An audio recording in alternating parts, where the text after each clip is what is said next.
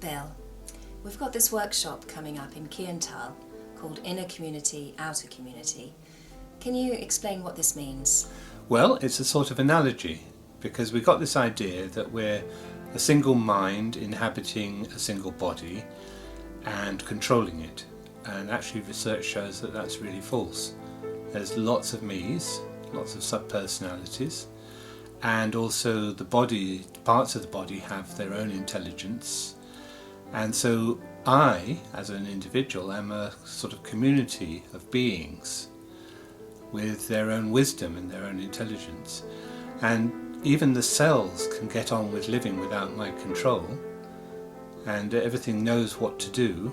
So this course is a way of getting in touch with this inner community and looking at how we can treat it more democratically.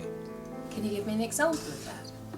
Well, for instance, the gut has its own intelligence called the enteric system, and it evolved in order to choreograph the complex process of digestion.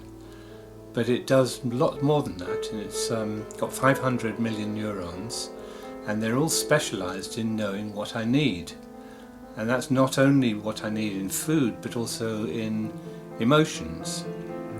And it produces sensations and movements and moods which help me to know what I need. Now, my head brain doesn't know about my needs very well. It's specialised in knowing what other people are thinking, how do I please other people, how do I live in society.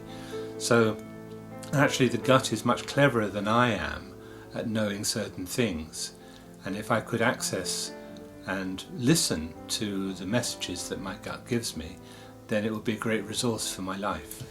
And how are we exploring that in this course? Well, we're using lots of things like movement and somatic exploration, experiential anatomy, voice and voice work, theatre exercises, lots of ways of getting into our body and learning to let our body speak. It doesn't speak through words, it speaks through movements and sounds and postures, and so we're learning the language of these different intelligences.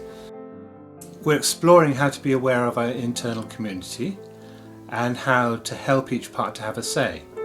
And you might say we're helping the body to be democratic. So if we're authoritarian with ourselves, then we try to control others. And what's the alternative?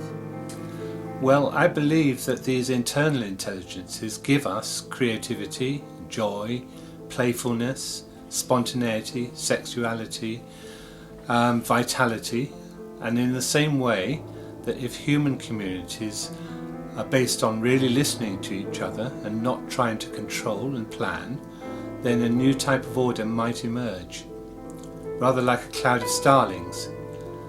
The birds have no flight plan, they're just super aware of their neighbours, but the result is an organism made of starlings that moves in a beautiful dance over the sky.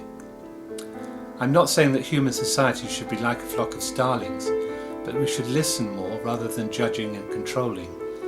And if we can do this with our inner communities, then I hope it will seep into our interactions with others.